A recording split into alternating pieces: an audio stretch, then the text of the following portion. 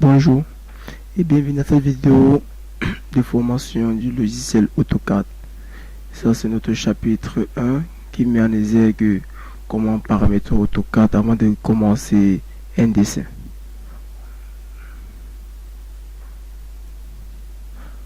Avant de commencer un dessin dans AutoCAD, il est nécessaire de passer un paramétrage basique. Donc, ce que nous allons faire ici, dans ce paramétrage, nous allons essayer de régler certains paramètres basés dans des paramètres débutants, genre régler l'unité, régler les couleurs, l'affichage et autres. Pour ce faire, nous allons cliquer sur le bouton Grand A d'AutoCAD. Nous allons aller sur Options.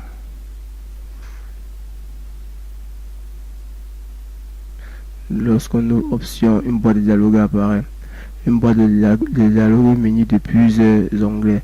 L'onglet Fichier, Affichage, Ouvrir et Enregistrer, Tracer et Publier, Système, Préférences utilisateur, Dessin, Modélisation 3D, Sélectionner, Sélection Profil en ligne Éditeur. On va essayer d'expliquer chaque onglet à quoi il sert. Déjà, l'onglet Fichier permet de paramétrer l'emplacement de chaque fichier, de chaque élément. Par exemple, nous allons essayer de repérer l'emplacement des enregistrements automatiques. Là, par exemple, là, nous avons l'emplacement du fichier d'enregistrement automatique. Ce qui fait qu'à chaque fois que mon logiciel bug, je vais sur l'emplacement où je peux retrouver le dernier fichier sur lequel je suis en train de travailler. Si mon logiciel bug, disque C, user, je cherche encore app data local template. Donc c'est un peu de cette façon que l'on paramètre l'emplacement des éléments dans AutoCAD. À chaque fois que vous voulez paramétrer l'emplacement des éléments dans AutoCAD, c'est dans l'onglet fichier de options.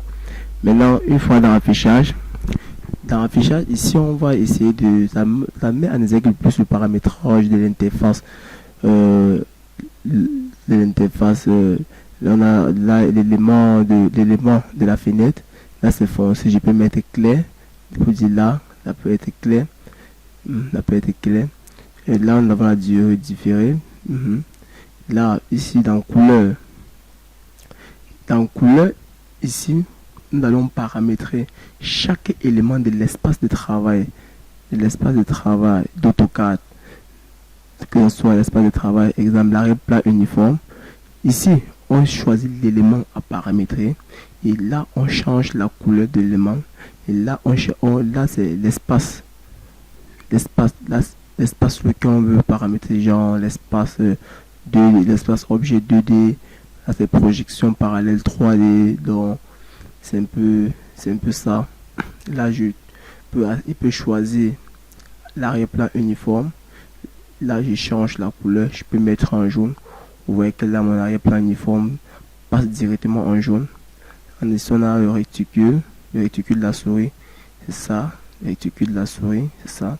Là c'est en noir, je peux par exemple mettre ça en rouge. Vous voyez, ça change de couleur directement. Donc vous allez parcourir chaque élément d'interface et modifier la couleur au fur et à mesure pour essayer de mémoriser. Une fois terminé d'appliquer, constatez que lorsque vous appliquez, vous voyez que ça a un impact direct sur l'interface de travail. Mais pour continuer, nous allons caler l'arrière-plan uniforme en noir, qui est la couleur la plus utilisée. Bon, de ce côté, nous avons la taille du réticule. La taille du réticule ici permet lorsque vous augmentez, ça augmente la taille du réticule. La taille du réticule. Lorsque vous baissez, ça diminue la taille du réticule. Donc, généralement, moi, j'aime souvent augmenter légèrement vers 35, 30. Bon, 30. On va laisser à 30. Allons laisser à 30. Et comme c'est un paramètre basique, on ne va pas entrer en profondeur. On va aller dans Ouvrir et enregistrer. Ici, l'objectif dans ouvrir enregistrer est de paramétrer par défaut l'enregistrement sourd d'AutoCAD. Ce qui fait que, vous allez voir dans le cas d'espèce de mon AutoCAD, vous voyez la dessin AutoCAD 2013. Ce qui fait qu'à chaque fois que j'enregistre mon fichier AutoCAD, mon fichier va s'enregistrer en AutoCAD 2013. Elle va s'enregistrer sur AutoCAD 2013. Donc, ce qui fait que si j'enregistre mon fichier, je donne à un collaborateur qui a AutoCAD 2007, il ne peut pas ouvrir mon fichier. Pour pallier à ces problèmes, donc je vais choisir plutôt AutoCAD 2004 DWG. Là, je viens de pallier à ce problème, ce qui fait qu'à chaque fois que j'enregistre un fichier AutoCAD avec ma version d'AutoCAD, ça va enregistrer directement en AutoCAD 2004. Là, ici, nous avons le paramétrage automatique. Le paramétrage automatique pour un dessinateur est très, très important, car à chaque fois que vous travaillez, le logiciel peut bugger à tout moment. Ce qui fait que vous pouvez perdre un projet sur lequel vous êtes en train de bosser depuis 3 jours. Vous avez perdu des jours de sommeil pour bosser sur ce projet et du coup le logiciel bug et vous perdez le fichier. Pour pallier à ce problème, il est nécessaire de toujours cocher sur enregistrer l'enregistrement automatique. Une fois que vous avez cliqué sur enregistrement automatique, vous allez choisir le temps, donc la durée auquel on va dire les secondes. Là, c'est minutes entre enregistrement. Les minutes entre enregistrement, dans les inter d'enregistrement, on va choisir par exemple 5 minutes. Donc, à chaque 5 minutes, mon fichier va s'enregistrer automatiquement.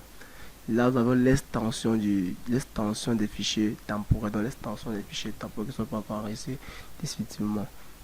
Bon, ici, c'est ouvrir fichier, nombre de fichiers restants à utiliser. Ce qui fait que ici, AutoCAD nous demande le nombre de fichiers restants qu'il doit vous mettre en exergue lorsque vous venez cliquer ici pour ouvrir un fichier sans toutefois aller dans le dossier sur lequel vous avez enregistré le fichier. Donc en fait un raccourci en fait.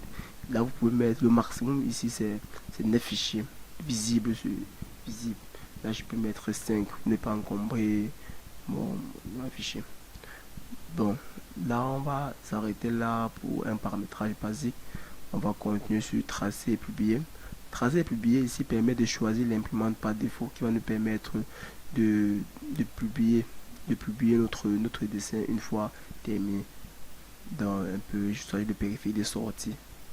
Lorsqu'on parle de périphérie de sortie, ici c'est de sortie du logiciel, de sortir le fichier sur le logiciel pour le mettre sur papier ou sur PDF.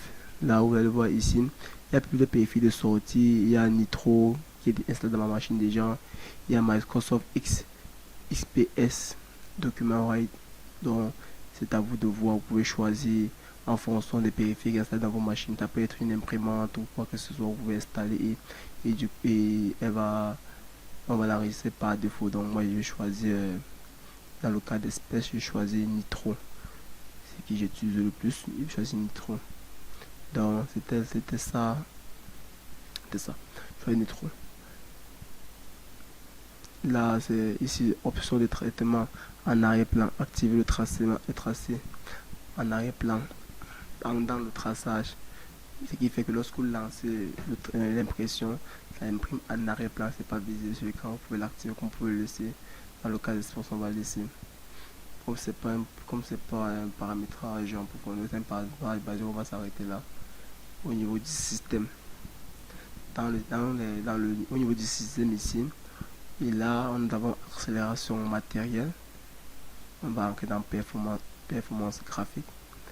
Pour ceux qui n'ont pas de machines très puissantes, vous pouvez juste décocher là pour désactiver plusieurs paramètres qui fonctionnent grâce à une puissante carte graphique. Là je peux décocher là et je clique OK. Là le logiciel va être moins lourd. Va être moins lourd. Oh, là on va laisser là. On va laisser pour un paramétrage basique, on va aller dans préférence utilisateur. Dans préférence utilisateur, on dit unité du contenu source. Pour ceux qui travaillent toujours en mètres ou en millimètres, vous pouvez prendre le mètre, Moi, je travaille toujours à mètre. Je prends le mètre. Là, on peut fonction Windows standard, édition double-clic, menu contextuel. Donc là, vous pouvez choisir la fonctionnalité de la fonctionnalité de votre souris.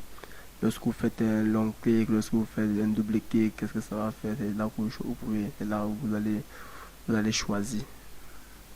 Donc à chaque fois que vous activez un long clic, c'est avoir tel élément, un double clic, c'est avoir tel élément, c'est dans cette rubrique. Dans paramétrage dessin ici, les tailles des marqueurs Autosnap, là on peut l'augmenter, là où on peut baisser.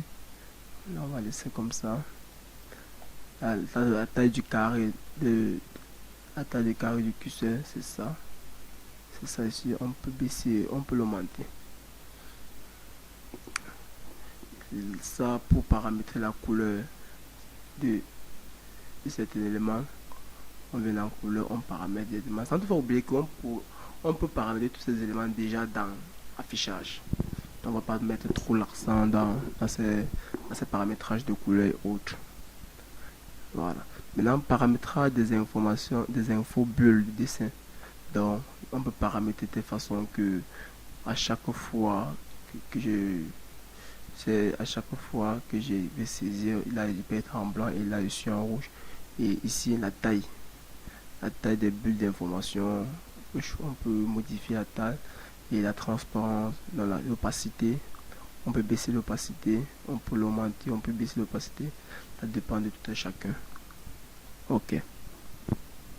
Paramétrage des jeux de lumière, paramétrage des jeux de caméra, les points de caméra, on peut paramétrer tous ces éléments, modifier, paramétrer juste les couleurs et autres.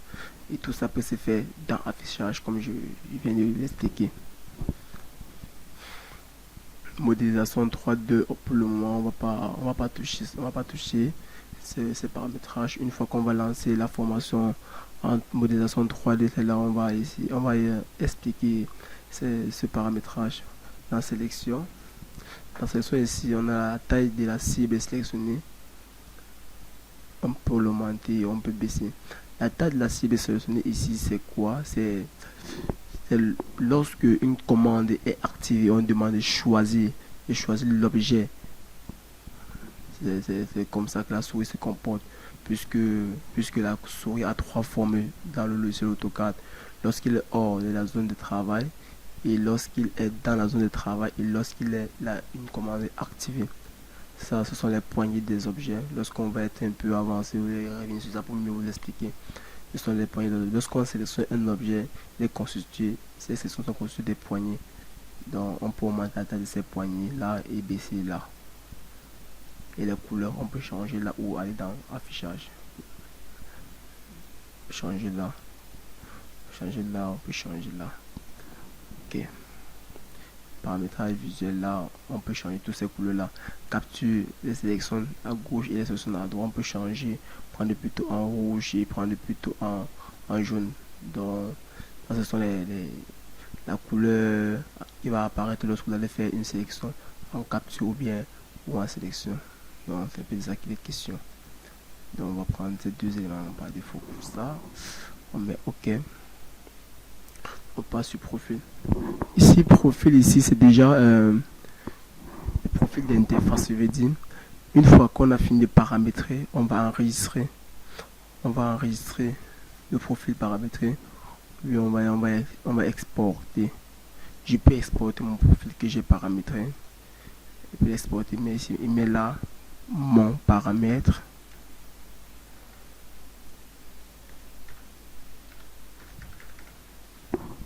Mon paramètre, il enregistre, appliquer, cliquer, mais OK. Vous voyez que là, mon AutoCAD n'est plus noir, mais c'est clair, plutôt clair. Vous voyez que là, il vient de finir de paramétrer mon logiciel AutoCAD. Là, je peux maintenant paramétrer l'unité. Il clique sur la barre de commande et tape unité. Je viens là sur unité. un paramètre du dessin, d'un paramètre une unité de dessin. Je prends le mètre. Ça dépend de tout à chacun. Tu peux dessiner en centimètres, tu peux dessiner en mètre, tu peux dessiner en millimètre. Ça dépend de toi. Je prends le mètre, la longueur décimale, la précision, le nombre de chiffres après la virgule. Je prends deux chiffres après la virgule. La surface, on va prendre ça en mètres carrés, plus que ça que travaille en mètres. Je crée une cohérence entre mes unités. Ça va mettre le volume à mètre cube, précision de chiffres après la virgule. Une fois terminé le calcul, là on ne touche pas l'échelle de travail. On va choisir l'échelle de travail par défaut 1 centime. Une fois terminé, j'applique, il met OK. Une fois, voilà, ainsi terminé cette vidéo de formation du paramétrage AutoCAD. Merci et à bientôt pour un nouveau tuto. N'oublie pas de t'abonner.